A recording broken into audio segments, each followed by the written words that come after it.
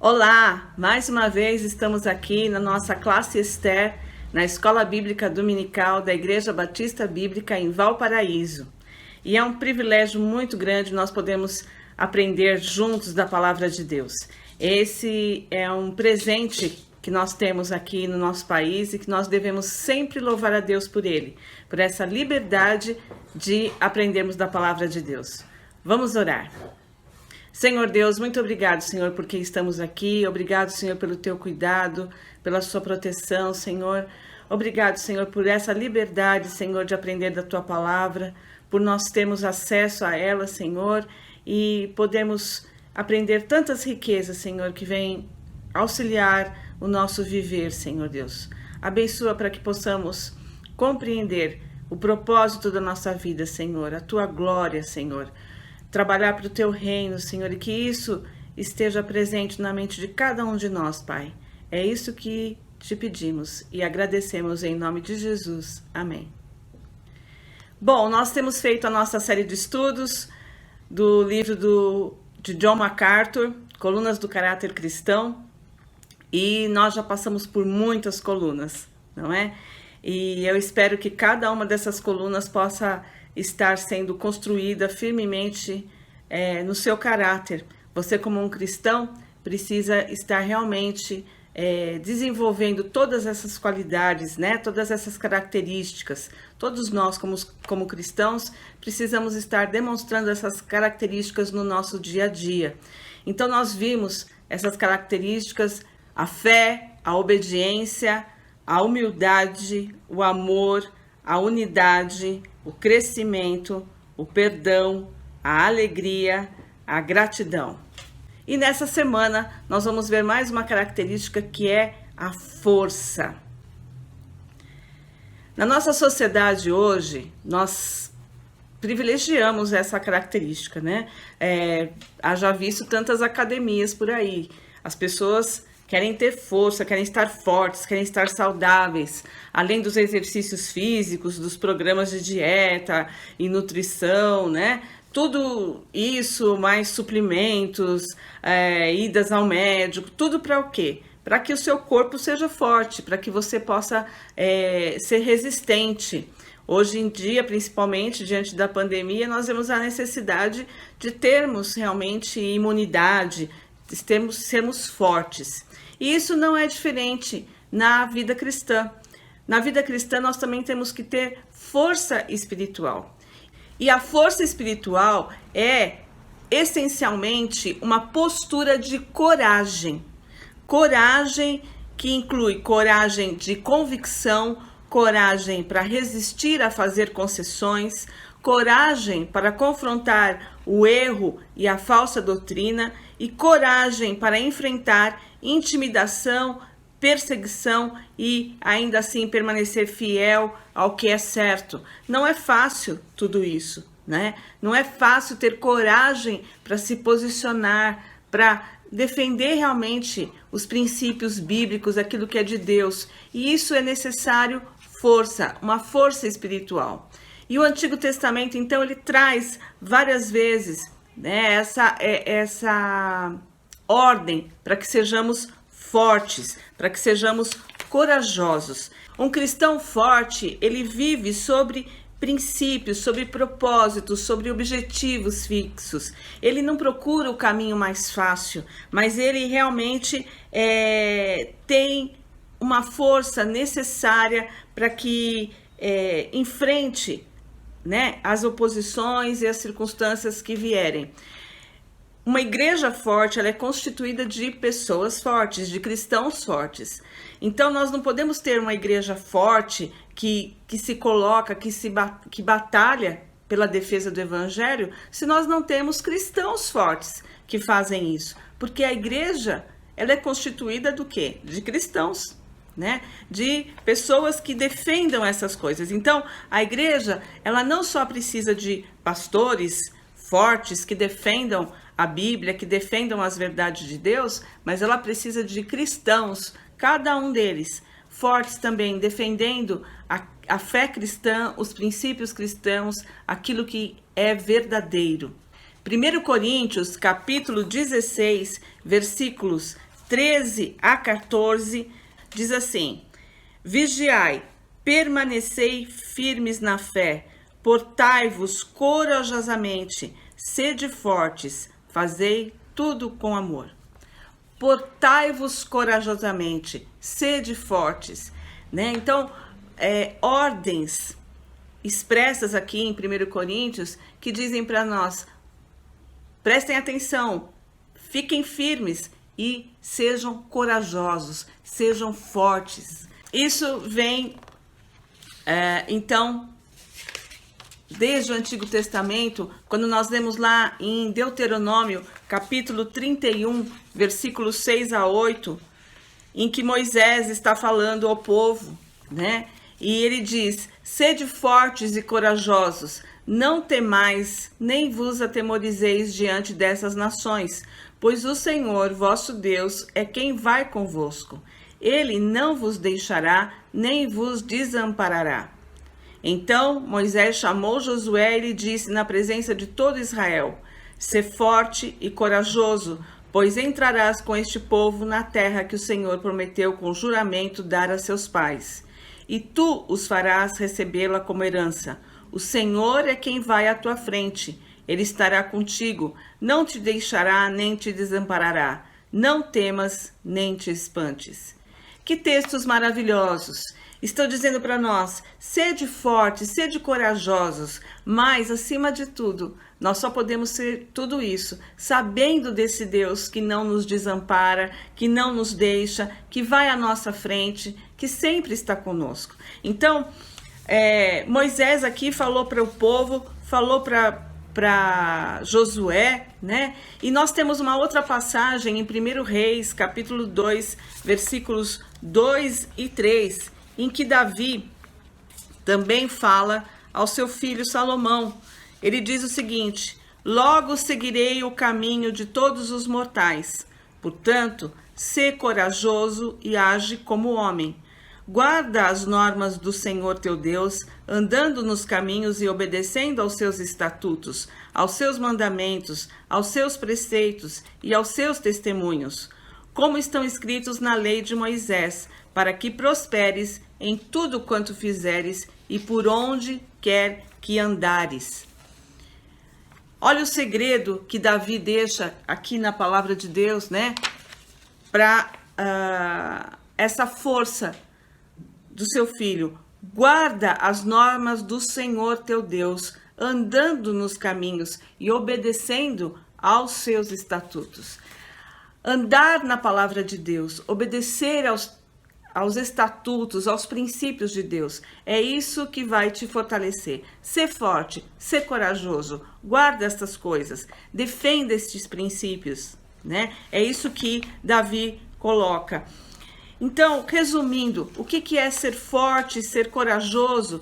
Significa viver de acordo com suas convicções, as quais se encontram na palavra revelada de Deus. Viver de acordo com as suas convicções. Se eu digo que eu acredito na palavra de Deus, eu preciso acreditar na palavra de Deus de Gênesis a Apocalipse. E isso faz com que eu tenha vários princípios a seguir. Princípios de moralidade, princípios de casamento, princípios de criação de filhos, princípios de finanças, princípios de viver. E esses princípios precisam ser defendidos em qualquer contexto. Mesmo quando eu estou lá com um grupo que fala coisas completamente contrárias à palavra de Deus, eu não posso me conformar a estas coisas, eu não posso me assentar na roda dos escarnecedores, mas eu preciso ter a força para defender aquilo que é minha convicção, né? Uma passagem na Bíblia capta essa verdade do ser forte de maneira muito clara, que está lá em Josué, capítulo 1, versículos 5 a 9. Diz: ninguém poderá te resistir todos os dias da tua vida. Como estive com Moisés, assim estarei contigo. Não te deixarei, nem te desampararei. Esforça-te e sê corajoso, porque farás este povo herdar a terra que jurei dar a seus pais. Apenas esforça-te e sê corajoso, cuidando de obedecer a toda a lei que meu servo Moisés te ordenou. Não te desvies dela, nem para a direita, nem para a esquerda. Assim serás bem-sucedido por onde quer que andares. Não afastes da tua boca o livro desta lei, antes medita nele dia e noite, para que tenhas cuidado de obedecer a tudo o que nele está escrito. Assim farás prosperar o teu caminho e serás bem-sucedido. Não te ordenei isso? Esforça-te e sê corajoso. Não tenhas medo nem te assustes, porque o Senhor teu Deus está contigo por onde quer que andares. Resumindo, o Senhor preparou um caminho para nós. Ele está conosco. Nossa causa, ela é justa. E só precisamos ser fiéis, tendo força e coragem. Nós precisamos ser firmes. Nós precisamos ser constantes. Nós precisamos ser fortes. E algo, porém, muito mais profundo está por trás dessa questão de ser forte, né? Esta força, de onde vem essa força? Nós temos isso lá em Efésios, capítulo 3, versículo 14 a 16. Por essa razão, dobro meus joelhos perante o Pai, de quem toda a família nos céus e na terra recebe o nome, para que, segundo as riquezas da sua glória, vos conceda que sejais interiormente fortalecidos com poder pelo seu Espírito.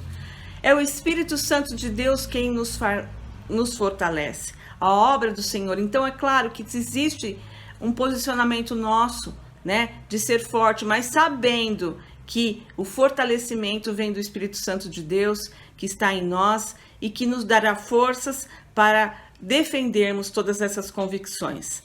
Bom, mas a palavra de Deus, então, nos fornece essa definição sólida de força espiritual, né? E os crentes maduros sabem o que isso realmente significa. Mas como é que a gente pode aplicar essas verdades sobre a força no nosso dia a dia? Paulo deixou para Timóteo essas instruções de uma maneira muito clara. Ele apresentou algumas figuras que fazem com que a gente compreenda com facilidade o que significa essa força, né, no nosso dia a dia. Então vamos abrir nossa Bíblia em 2 Timóteo, capítulo 1, versículo de 1 a 7, que diz: Tu, porém, meu filho, fortifica-te na graça que há em Cristo Jesus.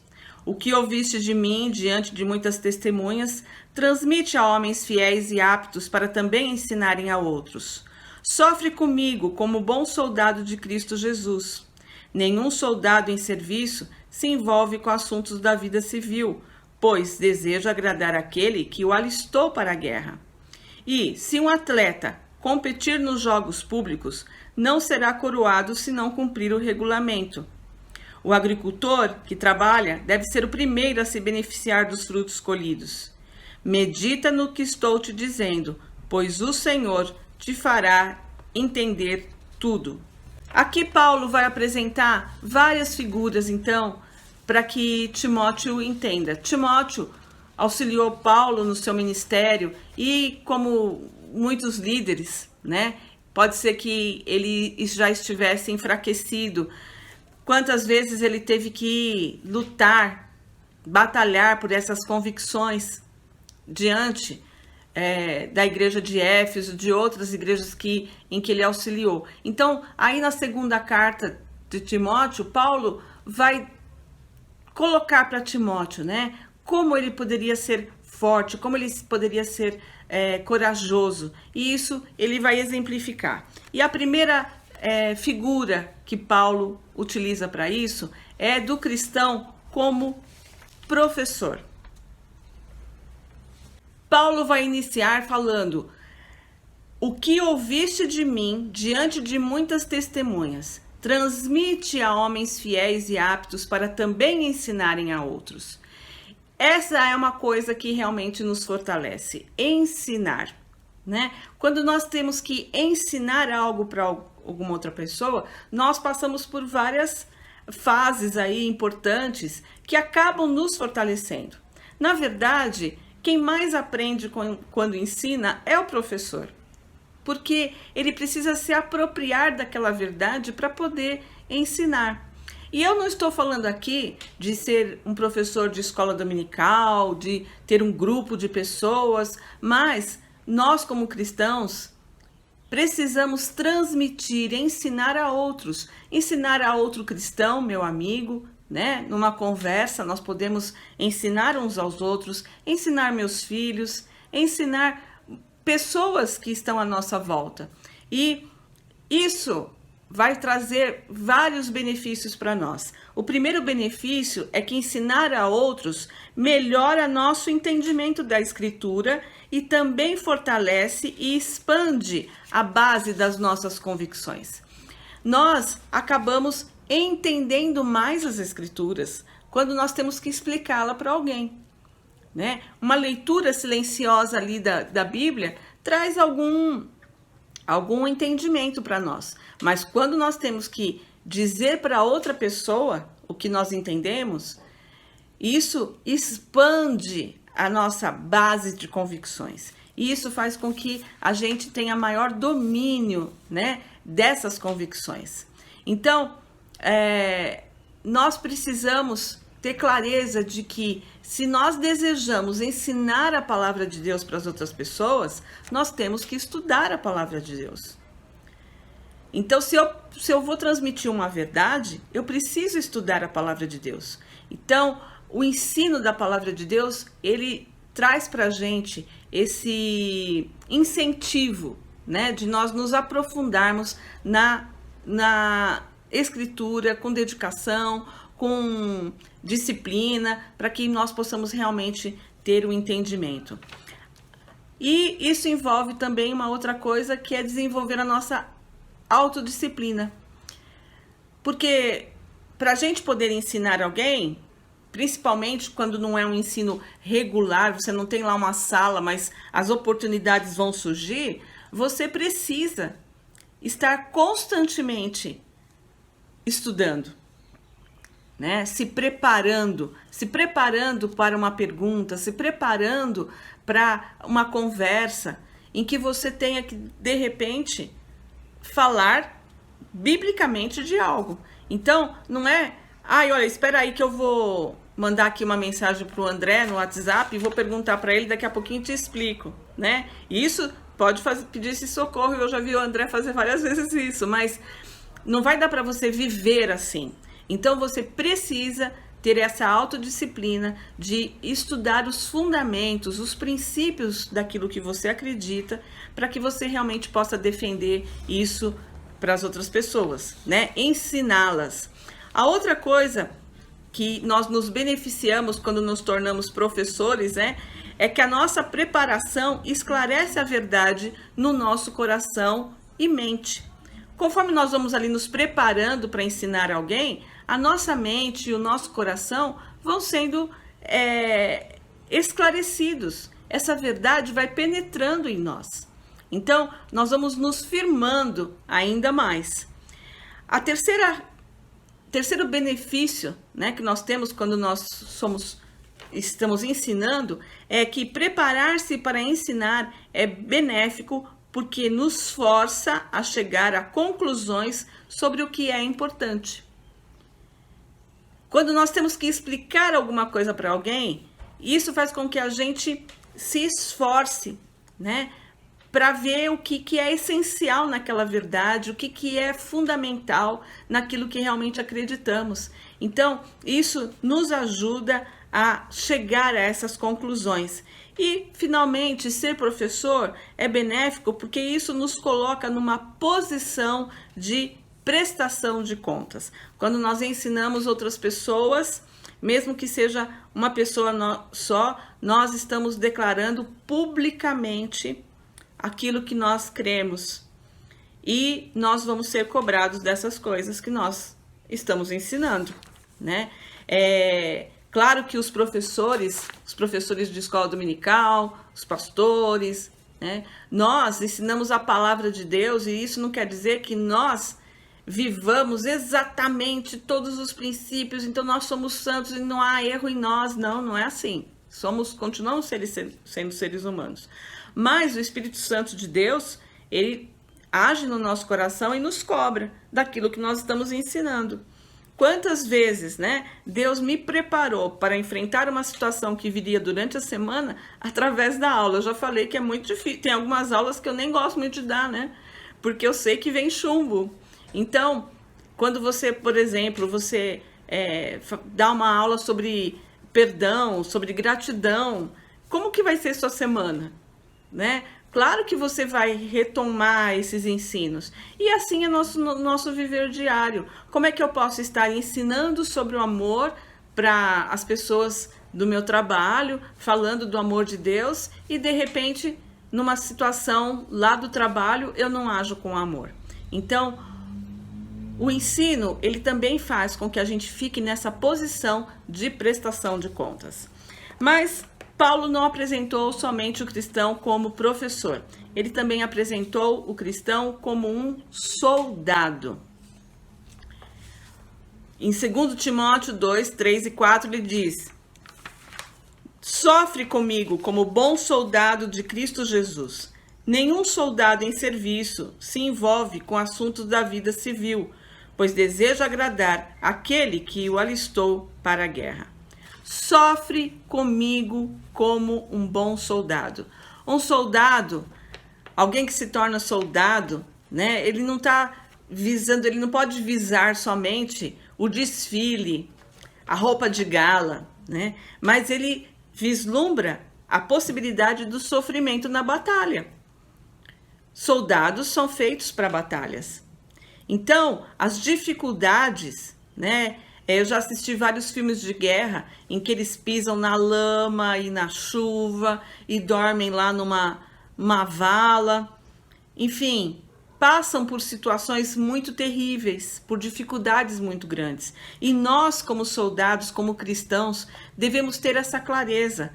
Nós estamos aqui numa guerra, numa batalha espiritual, né? Nós sofremos e nós temos essa responsabilidade de atacar o reino das trevas e, dentro dos planos do Senhor, sendo usados pelo Senhor, resgatar almas perdidas que estão nas trevas e trazê-las para o reino da luz, né? Então, nós sabemos que existem pessoas que Satanás cegou o entendimento delas, né? E que esse sistema mundial tem fortalezas ideológicas, coisas que levam realmente as pessoas ao pecado. E isso tudo é uma grande batalha espiritual. E nós somos soldados de Deus aqui neste mundo. E nós estamos enfrentando diariamente essa batalha. Nós devemos sofrer dificuldades, isso está claro, né? Jesus falou disso para nós. Vários textos na palavra de Deus dizem sobre esse sofrimento que nós teremos aqui. No mundo tereis aflições, mas tende bom ânimo, eu venci o mundo. Então, vocês terão aflições, vocês terão disputas, vocês terão oposição, mas sejam soldados fiéis, estejam na batalha. Um segundo componente que aparece aqui, que Paulo diz, é: nenhum soldado em serviço se envolve com assuntos da vida civil. Essa é uma outra característica. O soldado, ele veste um uniforme e ele vai para um lugar específico para batalhar, né? Ele não está envolvido no cotidiano civil. Ué, Laís, mas nós temos que trabalhar, nós estamos aqui na vida civil. Sim, claro, nós trabalhamos, nós estudamos, nós cozinhamos, nós limpamos a casa, mas certos de que o tempo todo nós estamos em batalha. Nós estamos sob ataque. E nós temos que ser soldados aonde nós estivermos. É esse foco na batalha que Paulo diz aqui. Nenhum soldado se envolve em questões, em assuntos da vida. Você não pode, de repente, se deixar envolver pelas coisas e esquecer que nós estamos numa batalha. Esquecer do seu verdadeiro inimigo e deixar suas armas de lado, não é? E a última coisa que ele coloca aqui sobre o soldado, que o soldado trabalha para agradar aquele que o alistou para a guerra. É para isso que a gente trabalha. É para a glória de Deus, né? Nós batalhamos para que o reino de Deus se estabeleça e seja vitorioso. Nós somos usados por Deus nessa batalha. Então, nós estamos aqui simplesmente para agradar aquele que nos alistou. Essa é a vida do soldado, bom soldado de Cristo. E Paulo, então, traz uma outra imagem para Timóteo, que é o cristão como um atleta. No versículo 5, Paulo vai dizer: e se um atleta competir nos jogos públicos, não será coroado se não cumprir o regulamento. Paulo, em outros momentos, ele fala sobre ser um atleta, sobre correr essa corrida, né? Sobre o que fazer para se preparar como um atleta. E aqui ele vai falar de uma coisa específica, que é: não será coroado se não cumprir o regulamento. Ele está dizendo: Timóteo, seja um atleta, pratique a palavra de Deus, permaneça na lei, permaneça nos princípios que Deus te deu, né? Cumpra o regulamento e aí você vai ser coroado. O atleta, a palavra atleta significa aquele ou aquela, né, que compete para vencer. Nós competimos para vencer. Nós corremos essa corrida espiritual aí para receber um prêmio, né? Nós temos que ter clareza de qual é esse prêmio. Qual é esse prêmio? Eu não vivo uma vida diante de Deus, né, buscando a santidade para simplesmente ser honrada pelas pessoas. Ah, eu sou tão fiel e ninguém cita meu nome, ninguém valoriza, ninguém me coloca lá para fazer alguma coisa na igreja, né? No sentido de buscar, ainda assim, prêmios terrenos. Os nossos prêmios, o nosso olhar tem que estar no céu, para agradar aquele que nos alistou, né? Nós temos que agradar aquele que é acima de todos e nossos anseios têm que estar fixados no céu. O objetivo celestial é que nos faz trabalhar com persistência. É esse objetivo celestial que nos faz seguir em frente. Então, que nós possamos ser atletas que correm sim, mas cumprindo as regras. Nós já vimos em várias Olimpíadas aí pessoas que não cumpriram as regras, que usaram medicação, que fizeram alguma coisa para alcançar prêmios. Não, nós não devemos fazer nada diferente. Nós devemos cumprir aquilo que o Senhor nos manda. E assim nós teremos o nosso prêmio maior, que é sermos aprovados por Deus. Isso é que será o nosso prêmio maior. Paulo, em 1 Coríntios capítulo 9, versículo 26 e 27, diz: assim corro também eu, não sem meta. Assim luto, não como desferindo golpes no ar, mas esmurro o meu corpo e o reduzo à escravidão, para que, tendo pregado a outros, não venha eu mesmo a ser desqualificado. Eu esmurro o meu corpo, ou seja, a minha carne, aquilo que me faz desejar pecar. Eu esmurro isso porque eu não quero, tendo pregado a outros, vir a ser desqualificado, né? Por isso eu corro não sem meta, não desferindo no ar, não, com objetivo. Eu corro com um objetivo claro. Eu, como atleta cristão, corro com um objetivo claro, que é agradar ao Senhor. E por último, Paulo vai apresentar uma outra figura, que é o cristão como um agricultor. E Paulo vai mostrar aí no versículo 6, o agricultor que trabalha deve ser o primeiro a se beneficiar dos frutos colhidos.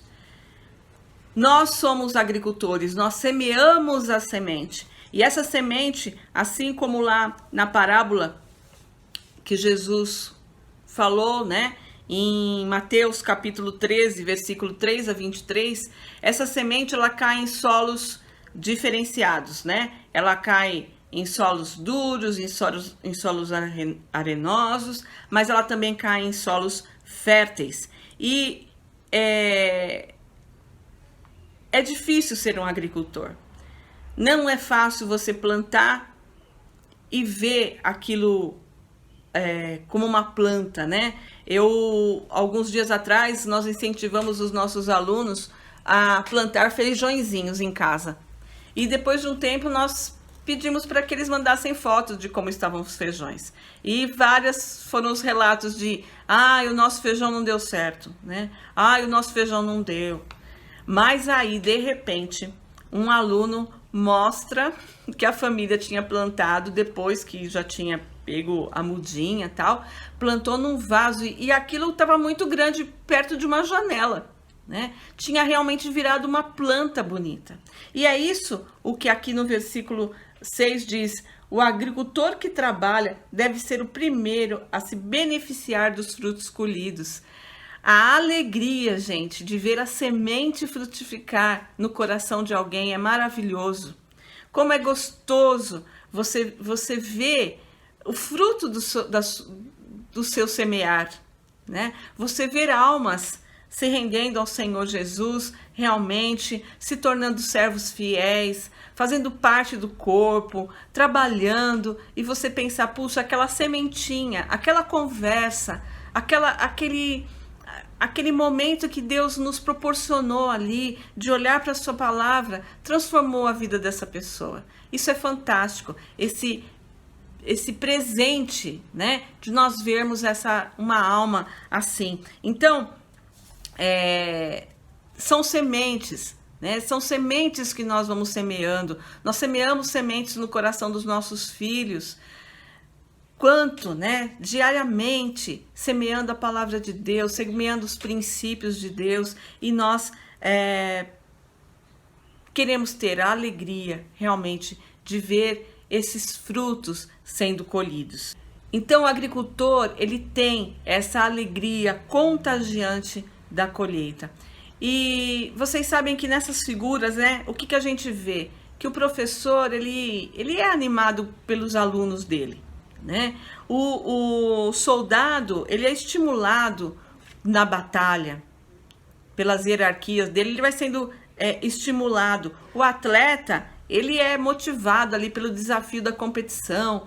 E o agricultor, ele é mais solitário, né? E por isso que é colocado aí que é o fruto do trabalho que vai o estimular. A maior parte da nossa vida como cristãos assemelha-se mais com a de lavradores do que com os demais imagens desse cristão forte, né? Porque é alguém solitário, mas que precisa se fortalecer, vendo os frutos, vendo o que Deus já tem dado a você nesse seu trabalho de semeadura, né? Então, quem semeia tem uma tarefa árdua. As recompensas muitas vezes parecem distantes, né? Os líderes sofrem, porque muitas vezes chegam para eles mais dificuldades do que frutos. Mas que a gente possa se fortalecer realmente no Senhor, naquele que vai à frente. Em todas as vezes que a gente leu aqui, ser forte, ser corajoso, sempre vinha junto, né? Porque eu, Senhor, estou à sua frente, porque eu estou diante de ti, porque eu não vou te desamparar, porque eu estou contigo, é o Espírito Santo que nos fortalece, né? Então, nós podemos sim todas as coisas naquele que nos fortalece e que nós, no nosso dia a dia, possamos demonstrar mais essa característica, mais essa coluna do caráter cristão, que é a força. Que nós sejamos corajosos e realmente possamos defender aquilo que é a verdade de Deus, os princípios bíblicos, né? Defender as nossas convicções. Para isso, vamos fortalecê-las, aprendendo cada vez mais da palavra de Deus. Uma excelente semana a todos, que nós possamos ter oportunidades para realmente defender os princípios de Deus, aquilo que acreditamos e que possamos ser luz nesse mundo de trevas.